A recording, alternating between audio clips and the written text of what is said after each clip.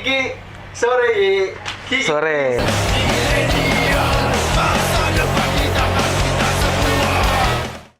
Assalamualaikum. Waalaikumsalam. Ki. Ya. Wih, akhirnya. Sehat Mas ya? Alhamdulillah sehat. Kamu? Alhamdulillah sehat. Yang lain ya Pak Vincent. Flintstone yang lain berbahagia karena basisku baru nikah. Oh. Jadi selalu kasih kabar gembira ya Mas ya. Selamat. Terima kasih. Ki. Hmm. Ngobrol-ngobrol dikit ya Ki. Boleh, ayo. Aku tawarin kurma. Wah. Kurma Ki. Wah, sunnah ini. Masya Allah. Kurma ini. Kurma ya. Dia memberikan energi instan ya. Gitu ya? Iya kan? Sehat juga ya Mas ya? Banget. Keren. Khusus kita itu Ki, ya kan? Terus mana? Gimana lagi? Nah, Akhirnya kita ketemu di sini ya Ki ya. ketemu di sini di store-nya temen Iya. sambil santai sore-sore. Store teman apa ini punya kamu? Enggak. Nggak temen lah. Enggak teman ya. Sekarang kan temen dekat jadi sering main sini lah. Tapi kamu enggak nanam saham di sini. Amin, mudah-mudahan kalau misalnya ada rezekinya bisa lah. Winston lancar. Amin, mau album nih by the way. Loh, Ya, mau album ke-6. Terakhir kita ngobrol ya kan interview Flintstone. Udah lama banget. Good news. Yoi, Ya good kan? news. Berarti udah berapa tahun itu? Good news itu 2016. 2016 ya. Iya. Ya kamu baru selesai good news, Ya. terus klip ya kan? Video klip benar. Terus kita ngobrol kan. Siap. Agak berisi kamu sekarang. Ya ini makanya tadi kan alhamdulillah sehat ya kan.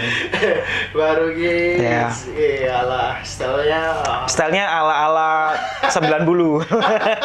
Ala Ongki Alexander ya Mas ya. Iya. Iya. Gitulah. Dapat Inspirasi. iya, wangsit ya. Wangsitnya dari Ongki Alexander itu Mas. Ongki Alexander. Iya, catatan si boy. Di jalan apa waktu tidur Ki?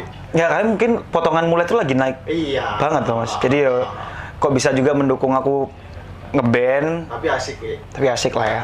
Keren. Yang penting pede ya Mas ya. Pantes lah. Oh, thank you. Insya Allah. Pantes. Keren. Kelihatan ya kan lebih Lebih apa deh? Lebih beda dong ya. Iya. Beda Ki. Ki, Hah? apa sekarang? Apa kesibukan? Selain kamu Ngeband. ya TFT pasti ya kan. Mungkin kamu ada Kesibukan lain maksudnya Mas ya? iya. Kalau kesibukan Kegiatan paling ya apa ya, kerja pasti. Maksudnya selain di Flintstone kan emang hobi, terus juga sambil bisa nikmatin hobi ya cari rezekinya juga nggak di satu pintu. Jadi cari rezeki lainnya kerja kantoran iya, terus sekarang alhamdulillah lagi di radio lagi, balik di radio lagi gitu. Jadi siaran pagi. Jadi Gitu. masih di radio kan Ki? Alhamdulillah karena radio itu nggak bisa apa ya, bohong lah kalau aku misalnya lepas dari radio mau istirahat terus kayak nggak pengen kembali lagi tuh makanya masih nggak deh. Itu radio itu salah satu pekerjaan yang apa ya, yang aku idam-idamkan, yang aku impikan dari zamanku SMA kan ceritanya. Nah aku sebenarnya kan SMA itu jadi anak yang cukup nerd, terus tidak terlalu banyak teman sebenarnya. Korban bullying juga. Nah, iya. Akhirnya kamu ngeband. Nah, enggak ya, mungkin jawaban itu adalah di band. Karena apa? Karena impianku dulu itu, aku kalau lulus SMA pengen jadi apa ya? Kalau misalnya jadi yang muluk-muluk dokter, jadi profesi-profesi yang memang kita udah tahu lah ya dari zaman SMA itu jadi cita-cita pada umumnya. Kayaknya kok tidak terlalu tertarik akhirnya setelah lulus SMA. Kok pengen banget bisa di public speaking, yaitu kayak radio ini kayaknya keren deh. Cuman pada saat itu mungkin dunia radio itu sesuatu hal yang buat aku tuh agak susah masuknya karena basicku adalah orang yang karena korban bullying tadi nggak terlalu pede tuh Mas. Baru denger ini loh Ki. Iya. Mungkin kamu cerita Baru ini, iya. Kalau Kiki ya kan, Iya, benar. korban bullying loh ya. Benar. Kayak Kiki Flintstone. Bener, dari zamanku SD SMP itu ya ada beberapa, ini bullyingnya by verbal ya. Jadi kan itu membekas banget kan, dari mulai sisi apalah kalau misalnya zaman-zaman kita sekolah fisik lah, dari sisi akademis lah itu menjadi bahan candaan yang akhirnya membekas sampai sekarang kayak wah dulu aku kayak gini nih, diginiin nih. Nah pembuktiannya tuh lewat karya musik sebenarnya. Ada lirik-liriknya yang lirik Nah, waktu kamu di musik? Sebenarnya Masa-masa itu? pembuktian bullying itu tidak aku tulis di lirik yang bener-bener straight to the point kayak oh ini lirik aku karena korban bullying, enggak sih. Jadi ada beberapa korban bukan korban ya, ada beberapa verbal bullying itu tidak dalam bentuk yang sekelompok orang ke aku gitu. Kayak contoh nih, kalau ngomongin soal relationship atau percintaan kan ada menurutku sisi di mana kamu terbullying dari sisi hati gitu misalnya. Kayak diselingkuhin, terus kamu dibilangin kayak gini, kayaknya kita nggak bisa jalan lagi karena kamu terlalu baik deh. Kinda bullshit sih. Itu kayak anjing dibully secara tidak langsung. Nah, itu akhirnya jadi karya sih gitu, Mas. Untuk di radio? Di radio itu akhirnya kan belum terbalas nih. Maksudnya akhirnya aku nggak berani mencoba ke sana sampai dapat kesempatan 2017. Itu karena jobless banget. Apa ya pekerjaan yang kayaknya bisa aku lakukan di umur segitu pada saat itu. Terus punya pikiran juga kayak mau berumah tangga. Tapi waktu itu mantan calonku juga kayaknya keluarganya kayak wah kamu punya kerja apa gini. Cobalah kerja yang kamu suka. Kamu kan suka ngomong gini-gini segala macam. Coba radio lah. Akhirnya setelah itu tidak berkelanjutan, barulah kesempatan radio itu datang, Mas. Bukan dapat tawaran sih sebenarnya, iseng aja ke radio, dengar dari teman kalau di sini lagi buka lowongan loh, coba aja. Aku coba apply lah CV ku ke sana, di training, sempat mundur karena nggak pede, balik lagi. Sempat ada bullying verbal yang sebenarnya bukan bullying ya, kayak dibecandain, tapi itu kayak flashback. Gojlokan ya? Iya, digojloki, terus ada trauma recallku di zaman-zamanku sekolah kayak wah anjing kayaknya enggak deh. Tapi aneh ya Ki ya. Sebenarnya kalau ya biasa nih ya kan orang-orang anak-anak korban bullying itu biasanya kan introvert ya. Iya. Enggak kayak kamu tambah enak ngobrol lagi. Itu karena belajar ya, akhirnya karena belajar di radio dan tuntutanku juga ngeband kan harus gitu tuh, Mas. Kalau dulu zaman sekolah ya karena menjadi menurutku aku menjadi korban itu akhirnya nggak ngefek sebenarnya Ki. Mungkin ya. Mungkin ya. Iya. Itu nggak ngefek. Ya kamu berat cuman Ya udah maksudnya itu udah selesai di tahun itu ya. Akhirnya kamu bisa di radio, ya kan? Iya, amin. Dan mungkin ini sih, salah satu pembuktiannya adalah ketika ada teman-teman di luar sana yang merasakan hal-hal yang seperti tak rasakan dulu, aku pengen banget bisa menjadi salah satu orang yang pasang badan buat mereka gitu, Mas. Ngerti? Kayak mereka dibully secara verbal, walaupun itu bentuknya jokes ya, bercandaan guyonan, baik konco-konco terus dia diguyoni, digojloki. Aku tahu porsi di mana kayak aku harus pasang badan buat dia untuk udah stop rek gitu. Somehow begitu sih. Kamu yang menghentikan dia orang. Somehow begitu. Iya, somehow begitu sih. Ki, berarti kan kamu punya apa yang kamu rasain? Ada pengaruhnya lah ya kan? Ketika kamu punya radio, terus kamu juga frontman sebenarnya. Ngaruhnya banyak sih, Mas. Banyak banget sih. Karena gini, balik lagi ke eraku sekolah dulu. Ketika aku ngeband dulu nih baru radio kan. Nah, waktu ngeband itu ada beberapa momen di mana aku susah ngomong nih sama penonton. Misalnya dapat kesempatan nih alhamdulillah penontonnya support gitu ya. Terus main sama beberapa band-band keren lainnya. Masanya itu gimana ya aku cara bisa dapetin hati mereka? Itu kadang fail. Karena aku nggak ngerti gimana caranya dapatkan hati mereka gitu. Nah, radio itu cukup memberikan aku pelajaran buat gimana caranya berkomunikasi mereka one by one gitu, face to face. Waktu kamu di TFT iya. udah di radio gitu? Belum malah. Belum, kan 2004 di TFT. Aku radio 2017, Mas, jauh banget. 2017 di radio ya. Tapi aku pertama kali lihat kamu, lihat terus lihat TFT. Wih, kamu ngobrol, aduh. Kamu ngomong, kamu bawa ya kan, bawa ini kayak penyiar. Aku bilang, aduh, penyiar. Wah, bisa ini mungkin sharing-sharing lah. Mungkin ya, itu pas aku udah nyemplung radio kali ya, Mas. Akhir aku mungkin sedikit ngulingi tanya-tanya sana. Oh, iya basicnya radio. Iya. Oh, keren. Belajar di situ sih, Mas. Karena pada waktu itu nggak ada band, jarang banget kan kalau kita itu lihat di gigs. Band yang benar-benar vokalis itu yang bisa ini sama komunikasi. Ada, cuman mungkin jarang gitu ya.